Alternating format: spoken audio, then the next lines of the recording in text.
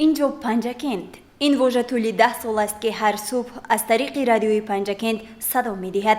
در روز مطبوعات توجیک از تأسیس رادیوی صدای پنجکند 10 سال سپری شد. با این مناسبت رئیس کمیته اجرایی حزب خلق دموکراتی تاجیکستان در شهر پنجکند، عضو مجلس ملی مجلس عالی جمهوری تاجیکستان مراد شکرزاده، کارمندان رادیوی محلی صدای پنجکند را در کمیته اجرایی پذیرایی نمود و کل کارمندان رادیوی صدای پنجکند را با مناسبت 10 سالگی رادیو همچنان با مناسبت روز مطبوعات توجیک شادباش گفت.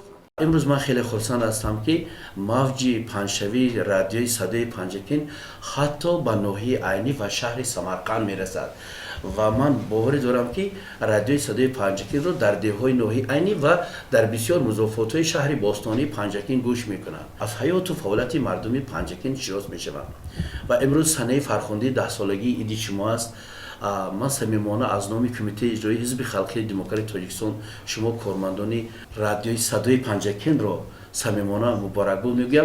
بگذار که فعالیت شما به 100 سالها به 1000 سالها رسد و اینچنین شما آبروی و مرتبه بلند گیرید از سوی فعالیت خودتان و در نزد مردم یک شخصانی با آبرو باشید و هر باری که رادیوی صدای پنجکند رو میمانم و البته انتظار سخنهای زیبای پرمهر و محبتی شما باشند. عیدتان مبارک کارمندان رادیوی صدای پنجکند. در این صحبت آشکارا و صمیمی سخن از تاریخ تأسیس رادیوی محلی، سهم آن در اطلاع رسانی به جامعه، تهیه برنامه‌های نو، همکاری آن با کمیته اجرایی شهری حزب رفته، همچنین پیشنهاد شد که در رادیو برنامه و گفتارهایی که شنوندگانش را به کارهای خیر و نیک، ارزش‌گذاری ارزش‌های ملی و دولتی، تطبیق دستور و سفارش‌های پیشوای ملت، پرزیدنت جمهوری تاجیکستان محترم امامعلی رحمان بیشتر تهیه و پخش کرده شود. در این سمت از نیروی ذهنی حزبیان فعال استفاده شوند.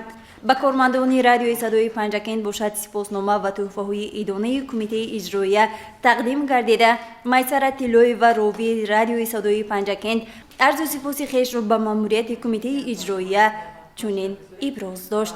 ما افتخار میکنیم، ما سربلند، ما سرفراز هستیم که در پنجکند باستانی ما در برابر دیگر وسایل اخباری ما تلویزیون و رادیو فعالیت پرثمر دارد و البته در جامعه با دستگیری و پشتیبانی سربری دولتمان اساسگذار صلح و وحدت ملی پیشوای ملت جناب عالی محترم امامعلی رحمان مقام زن در جامعه بلند برداشته شده است و نسبت ما زنان و بانوان بیشتر جدی اهمیت میدن و البته ما کوشش میکنیم که همیشه سزاوار باوری خلق و ملت و وطن باشیم و امروز اظهار سپاس از نام اهل کارمندان صدا و سیمای پنجکند و شما رئیس محترم استاد ارجمند که ما رو قدر شناسی کردید و این قدر شناسی و این مهربانی شما ما رو وظیفه دار میکند، موظف میگردند که دوچند باز برای پیشرفت جامعه سهمگذار باشیم و همیشه در خدمت مردم ما آماده هستیم.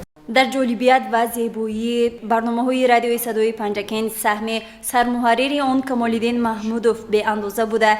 او عرض و سپاس خویش را از نام کل کارمندان رادیوی صدای پنجکند به رئیس کمیته اجرایی حزب خلق دموکراتی تاجیکستان در شهر پنجکند، عضو مجلس ملی مجلس عالی جمهوری تاجیکستان مراد شکرزاده و ماموریت کمیته اجرایی چنین ابراز داشت. چون شما قید نموده از آغاز فعالیت رادیو شما نیست پهلوی ما بودید. من در خاطر دارم پیوسته وقتی که ما مراجعت میکردیم شما با استقبال ما میبرآمدید و تا به این روز در طول 10 سال است که دستگیری میکنید. من از نام تمام کارمندان رادیوی صدای پنجکند میnnتداری خود رو بیان میکنم و امیدوار هستم که در این راه درازی که ما امیدوار هستیم باوری داریم که دستی هم گرفته گام می‌نهیم شما نیز پهلوی ما خواهید بود و البته ما آماده هستیم که در هر برنامه ها هر نقشه‌ای که حزب دارن ما دستگیری میکنیم، همکاری میکنیم. یک بار دیگر یک جان تشکر.